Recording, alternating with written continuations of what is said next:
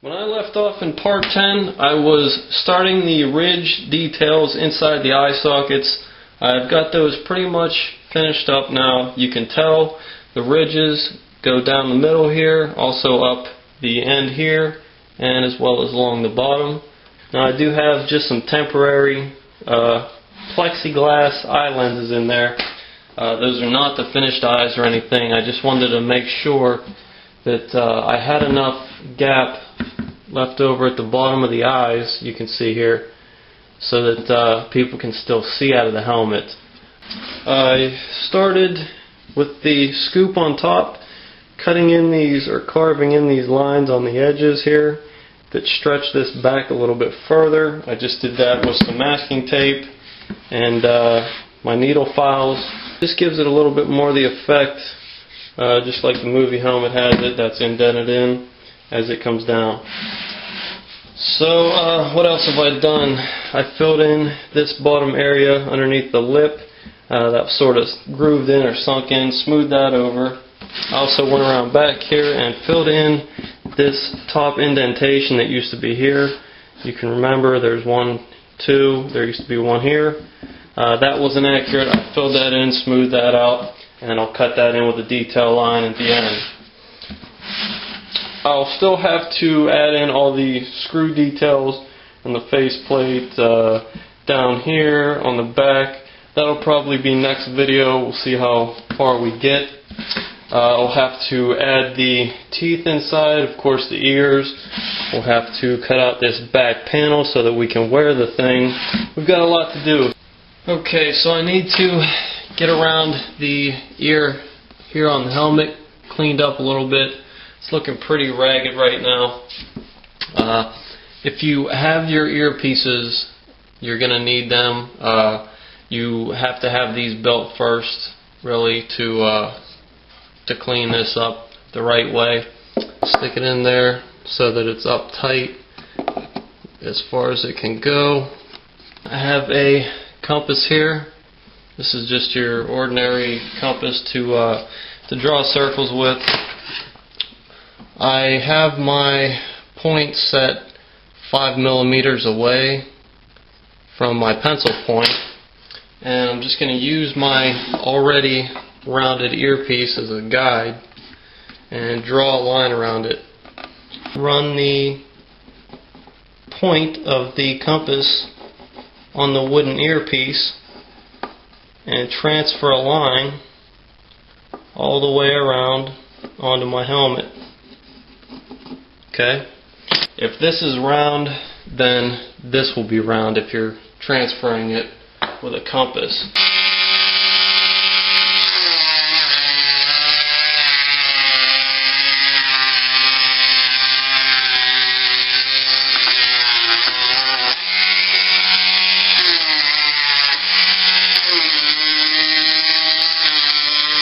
You see how it's fitting in there? Okay. That's fine. I'm not worried about what it looks like down in there, sort of the gap from this lower edge, because that's all going to be filled in. All I'm worried about is this radius around the circle here. And it looks like if it's close to being 5 millimeters away, then I'm doing something right, which it is. I have a scrap piece of MDF here. What I'm going to do is just trace out my ear, and I'm going to cut out this MDF scrap so that I can use that as a sanding guide.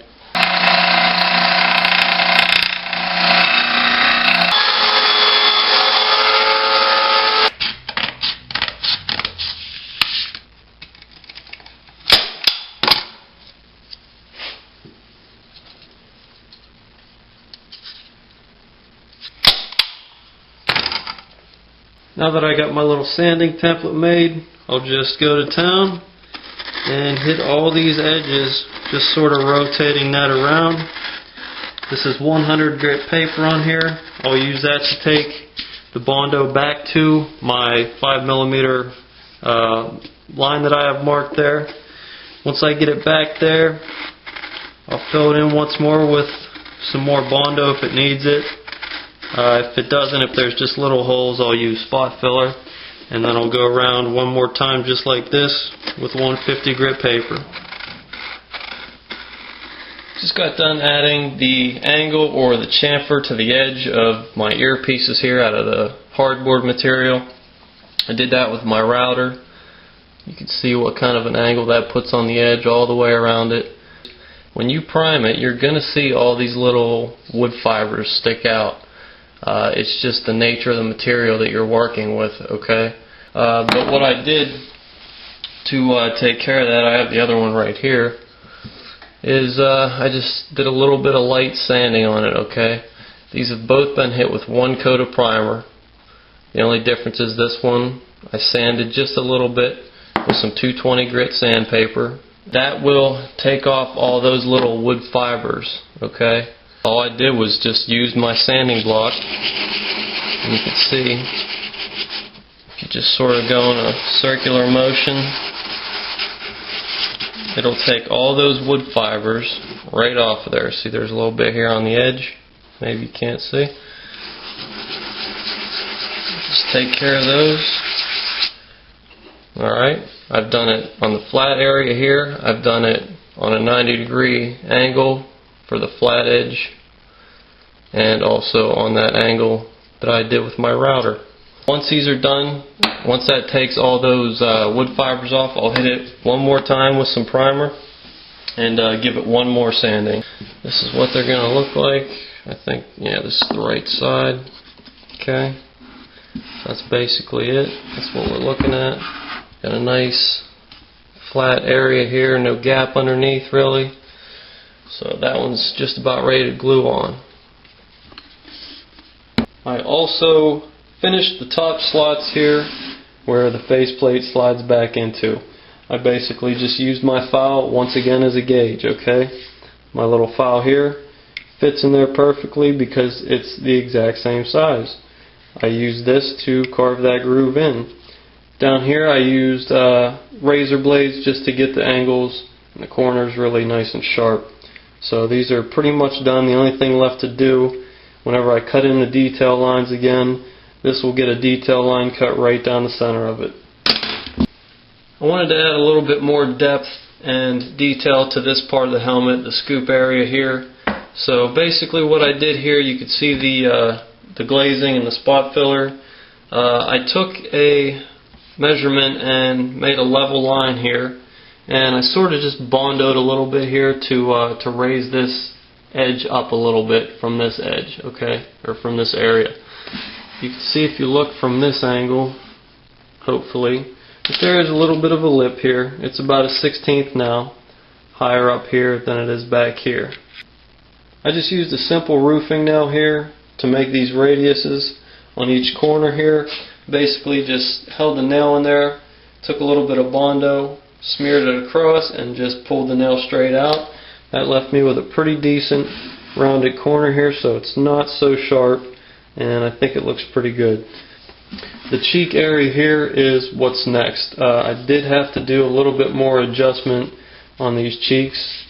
Okay, I had to bring those out just a little bit to get the teeth to fit right inside here. These need glazed in with the spot putty. If I can find it, here it is. So I'm about to get set up to do that. This is Bondo brand glazing and spot putty. You can get this stuff anywhere that sells the regular Bondo, any kind of automotive stores. This stuff's going to be right next to it, and it's pretty cheap. It's only about $3 a tube.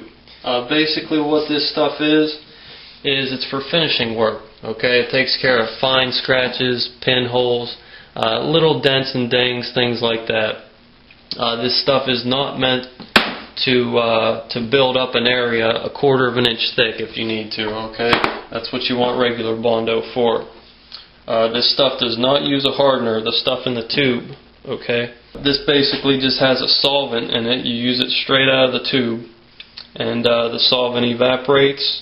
It dries pretty quickly, and you can start sanding on it in just a couple minutes, just like Bondo. This stuff is pretty strong too. I should actually be wearing my respirator right now come to think of it. This is pretty much just as strong as Bondo or the fiberglass resin, so you don't want to breathe in the fumes. I'm not wearing my respirator so that you guys can hear me talk, but I guess I should probably be alright just for this one time.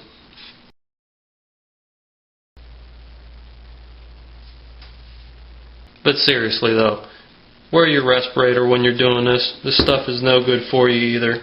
None of this stuff is. The resin, the Bondo, the spot filler, it's all no good. So do it the right way. Don't be like me. I'm just doing this so you guys can hear me talk.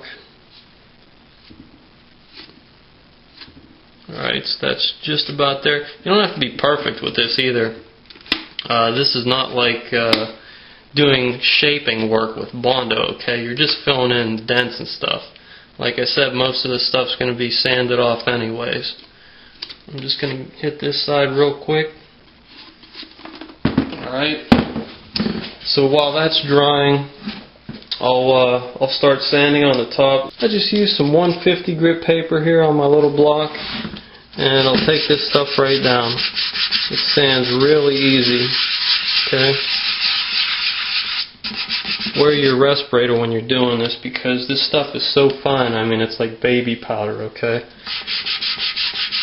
This stuff gets in the air. You don't want to breathe it in. Alright. Just taking care of that. That's filling in all those little scratches, imperfections. Got a little brush here to clean it off. So that's pretty much it. There's no real secret to it. I would not start with anything any rougher than 150, okay? You don't need it. Matter of fact, you could even start with 220. I'll just hit this a little bit more. Once you're done sanding the spot filler away, all that's really left to do is go over it with primer. Now that I'm done sanding the scoop here up top, these sides have had a chance to dry, so I'm going to hit those now.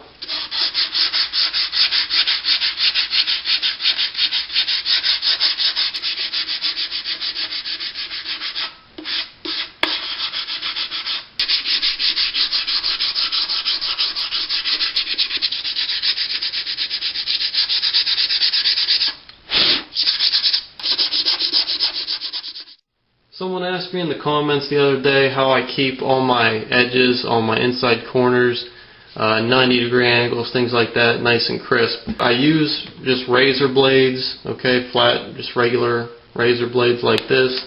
They're all kind of other, just different shaped razor blades. Okay, I got these at Harbor Freight for like $2. It came with a little handle. This one has a 90-degree blade on it. I use this one a lot. Say I need to get in down here, square this up a little bit. I can either go this way and take a little bit off. I can get in there this way, alright, or I can just come at it just like this, straight on, get in the corner, sort of dig out anything that's in there, clean that corner up nice and sharp, and bring all the detail back out. That's pretty much all I do.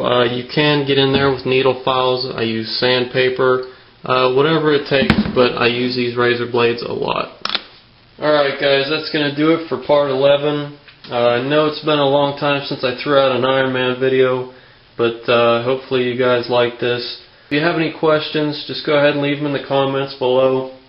I try and answer pretty much all the questions anybody has. And leaving them in the comments is better than sending me a PM. That way anybody else that's having the same questions or maybe having the same problems can see it in the comments. I get a lot of the same messages, the same questions over and over again. So anyways, I got to get back to work here. I'm going to spot fill the rest of the entire helmet anywhere that needs it. Anywhere there's a little defect, I'm going to take care of all that. Get it sanded down, and I'll probably throw a coat of primer on it, and I'll bring it back on part 12.